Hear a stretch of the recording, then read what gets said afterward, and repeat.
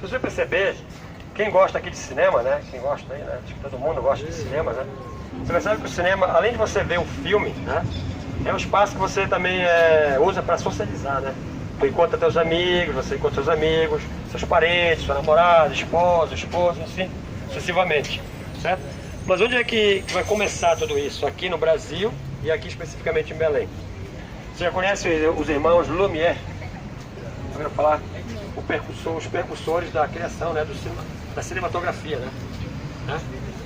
Só que antes disso, século XIX, quando começou a cinematografia, começou na verdade com as grandes invenções que iam surgindo no século XIX, com Thomas Alva Edison, aquele percussor inventor da lâmpada, é isso? Foi com ele que começou, digamos assim, as primeiras imagens projetadas individualmente, que daí que os irmãos Lumière, né, adaptaram para outras imagens, né, até criar o cinematógrafo que a gente conhece hoje. Aí, inicialmente, no Brasil, a cinematografia tem uma história quando começou no Rio de Janeiro, com a criação do espaço chamado de Cinelândia, lá no Rio de Janeiro. Quem já foi lá no Rio, né, deve conhecer a Cinelândia. Aí aqui em Belém, posteriormente, no final do século XIX, 1893, 1895, que vai chegar com mais força aqui em Belém. Quando esse cinema vai chegar aqui em Belém, essa tecnologia, né, vai se espraiar aqui para a cidade de Belém. Ela vai ser primeiramente, você vai ter algumas amostras em feiras, circos. Não vai ter ainda um espaço próprio para os cinemas, como nós conhecemos hoje, né? Aí posteriormente, os empresários, né, que vão observar da grandiosidade dos cinemas, aí vão começar a procurar, a criar espaços próprios para essa nova modalidade.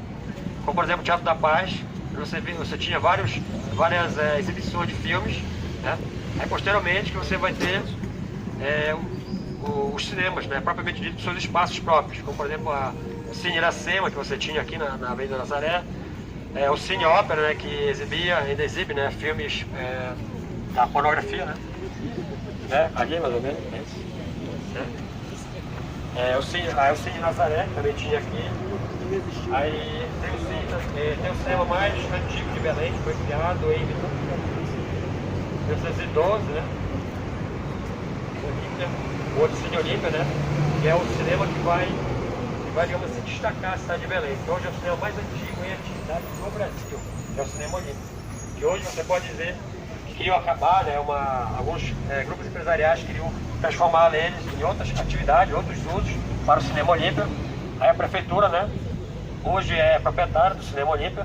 Você tem exibições gratuitas, né, de cinemas. Inclusive um tempo aí teve uma exibição de filmes franceses, né? Aí você observa que como ele faz parte da cultura, né, do nosso povo, né? Aí, devido a protestos, ele não perdeu o seu uso, que é de exibição de filmes, correto? Inclusive até aqui é isso que eu queria falar para vocês. Bom, ainda tinha o cine moderno, que era do outro lado. Como a gente viu, Belém tinha vários cinemas de rua, né? Vários cinemas de bairro, que faz parte da memória de muita gente. Bom, vou falar um pouco para vocês sobre esse complexo que a gente está aqui, um pouco sobre o Círio de Nazaré, que é tão importante, né, para a cidade de Belém, para o patrimônio de Belém. Bom, a gente está aqui no Complexo Arquitetônico de Nazaré, que é o CAN. E esse complexo ele é composto pela Igreja Basílica de Nossa Senhora de Nazaré, a praça e as festividades que acontecem aqui. Esse espaço ele é demarcado por dois arcos, um arco que a gente tem aqui e o outro ali que a gente passou quando estava vindo. E esses arcos, se a gente for fazer uma leitura mais geográfica, vão nos mostrar a delimitação desse território, do território do Círio, né, onde essa festividade, né, essa manifestação vai ser pensada e formulada. A gente tem na praça, a praça constituída por elementos ligados à religiosidade católica, como a cruz, o manto. A gente também vai ter uma ponte acústica que vai ser direcionada para shows ligados ao catolicismo. A gente tem aqui no meio uma espécie de presbitério, onde vão ser ocasionalmente realizadas algumas celebrações. E a igreja, ela recebe o título de basílica por 3 motivos. Por conta da devoção popular, por conta da significativa beleza arquitetônica e por conta do complexo, né, de manifestações populares religiosas, né? Então vai ser por isso. Aqui também a gente vai ter um museu, que vai ser o Centro de Memória de Nazaré, que vai ser uma espécie de museu do Sírio, mas que é um museu que é um centro de memória da igreja, né, da administração da arquidiocese, que vai contar um pouco do Sírio, as histórias, vai ter alguns objetos singulares, e a gente também tem a loja de artigos religiosos Lírio Mimoso. O Sírio de Nossa Senhora de Nazaré, ele vai, como conta a história, né, vai ser realizado por conta do Plácido, que vai achar a imagem de Nossa Senhora de Nazaré aqui no igarapé do Murutucu, que existia aqui nessa região, e ele leva para casa e conta a história que a imagem sempre retornava ao local de origem, e então vai ser construída uma pequena ermita para abrigar essa imagem, e posteriormente a gente vai ter a construção da igreja em 1909. O primeiro Sírio de Nossa Senhora de Nazaré sai do Palácio do Governo, ali na Praça Dom Pedro, em 1793, por conta de uma promessa realizada pelo então governador. E aí a gente vai ter essa procissão sendo repetida ao longo dos anos, e ganhando força, e ganhando representatividade. Essa procissão, ela vai ser construída ao longo da história, e aí a gente vai ter a inserção da corda, por exemplo, que é um elemento muito importante hoje. A corda do Sírio, muito significativo e representativo para essa procissão. Ela vai ser colocada por conta que a berlinda vai ser atolada em determinado percurso, e aí é colocada uma corda para retirar, e a corda acaba sendo um elemento importante ao longo da história.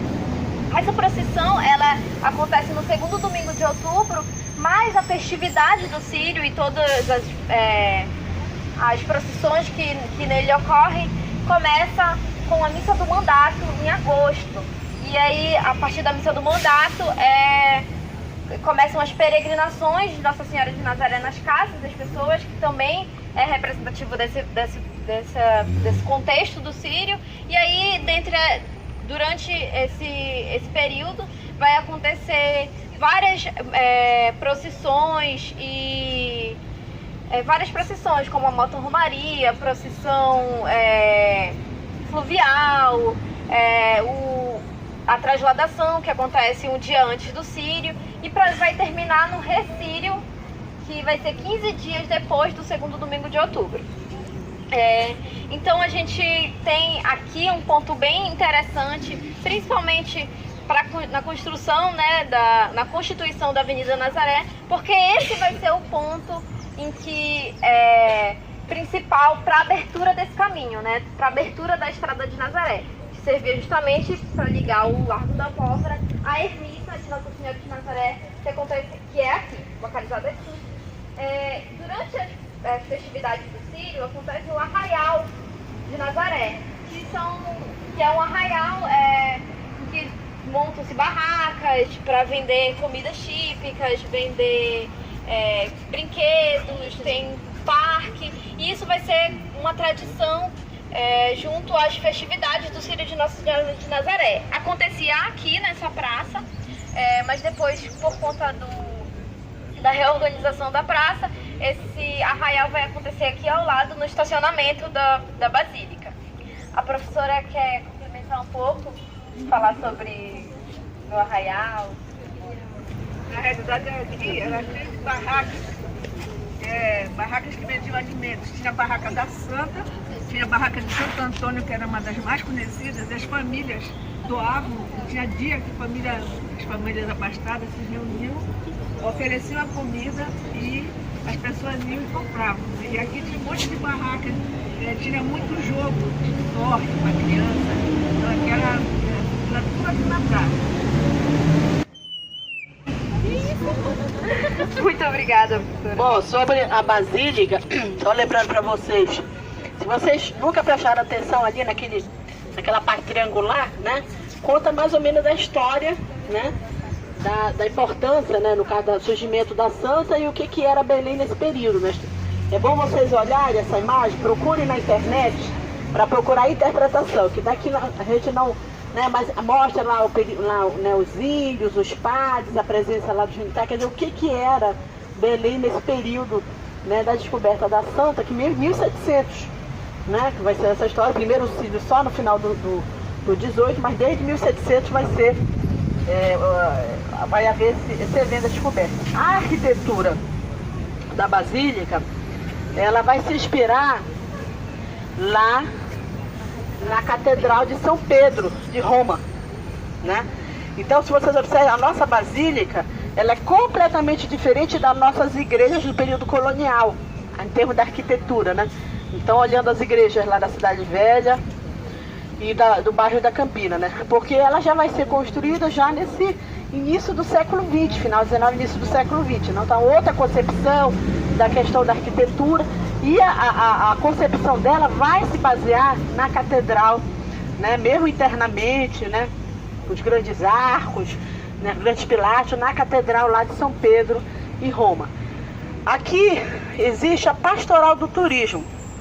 E eles começam a organizar visitas, e é interessante que eles estão fazendo uma visita agora pelo interior da Basílica, né? Mas se eu não me engano, eu acho que só a partir de setembro, um mês antes do Círio, né?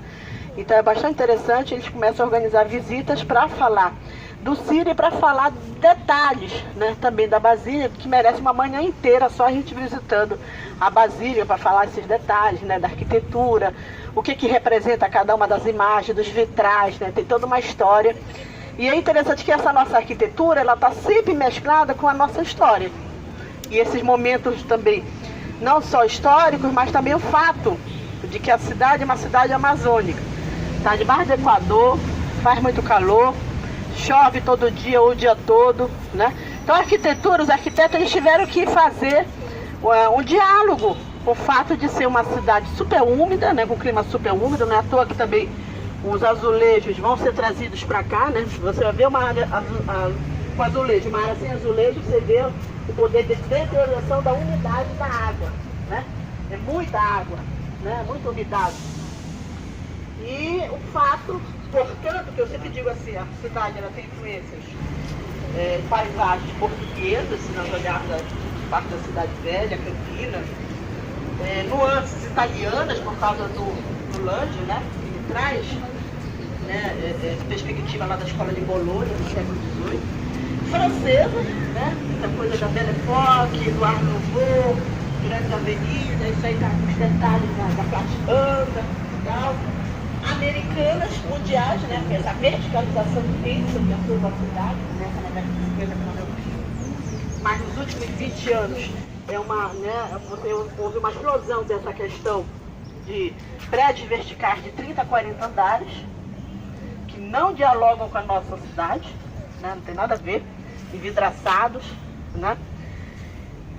Mas antes de tudo é uma cidade amazônica, né? Por isso nós estamos na beira do rio. É muito quente, estamos embaixo do Equador, chove o dia todo, ou chove todo dia, né? Então, essas construções têm que dialogar também com essa questão da circulação. Por exemplo, é interessante, vocês estão vendo aquele prédio lá, aquele branco lá? Lá no final, eu moro lá. Ali é Generalíssimo com Pariquis. Aí, esse lado aqui, dos blocos desse aqui, tem a visão da periferia de Belém, mas não tem prédio nenhum na frente, porque não pode mais construir. É a visão da Cremação, do bairro do Guamá, né? Principalmente, Cremação e bairro do Guamá. Este lado daqui tem a visão da verticalização, da Praça Batista Campos, né? Então é interessante que às vezes a gente conversa lá sobre por qual motivo escolher um. Evidentemente que a maioria que escolheu esse lado, escolheu porque queria ter essa visão da Batista Campos, que não vê a praça, vê verticalização. Aí um outro detalhe, esse lado aqui é poente, esse lado aqui é nascente. Então esse lado aqui, a partir de meio-dia, é o calor do inferno, né? Então, assim, a nossa melhor, o que se considera, dependendo do que você considera a melhor paisagem para você ter a sua vista, se é a paisagem da verticalização, nesse caso, ou se é a paisagem mesmo da Bahia, para quem está aqui desse lado, dá para o poente, né? E a paisagem que você tem, a vista para o rio, mas é a vista da periferia da cidade, a maior parte da cidade, desse lado, para quem mora nessa área aqui, na Batista Campos, essa área aqui, Batista Campos Nazaré, tem prédios aqui nessa direção, ou Cremação, dá justamente para o rio, mas é a vista da periferia, né? Então, para mim, da minha perspectiva, é muito mais interessante esse lado, né? Porque eu tenho essa vista da cidade, tem a vista do rio, tem a vista da periferia, que para mim é interessante também, né? Entender, né, essa questão da cidade. Então, essa própria construção e a lógica da construção imobiliária na cidade de Belém obedece isso também, né? Quer dizer, dependendo qual é a sua vista, ou o apartamento ele é mais caro, ele é menos caro, se ele é poente, então, e pode contrapor com a questão de ser poente ou nascente, porque poente pode ter a melhor vista, entre aspas, mas meio-dia para tarde é o calor do inferno, né? Quem mora aqui por poente, se alguém mora, sabe disso que eu estou falando, né? Quem mora por nascente, evidentemente, que é quente, mas não tão quanto quem mora por poente, né? Então, essa lógica também imobiliária do crescimento urbano da cidade mostra isso. Então, a arquitetura vai dialogar com isso. Como não dialogar com isso? Muitas vezes, numa cidade do sul, é melhor ter um apartamento por poente, né? Por exemplo, lá em Curitiba, eu vejo pessoas preferem por poente, porque entra algum sol, à tarde que seja, né? Não é o fato, nós estamos aqui embaixo do Equador. Então toda essa geografia, essa história da cidade dialoga com o fato, com a natureza. Não dá para essa questão da história da cultura não dialogar com a natureza, né? O fato de que daqui a pouco vai chover. Esse roteiro jamais vai ser 1h da tarde, como acontece no Rio, como acontece em Curitiba. Por quê? Porque 1h da tarde, outro vai levar sol na cara, outro vai levar chuva na cara, né? Então veja bem, as nossas lógicas mesmo de trabalho, de encontro, ainda impera muito essa coisa. Deixa para depois da chuva, né? Depois da chuva a gente começa lá a nossa reunião.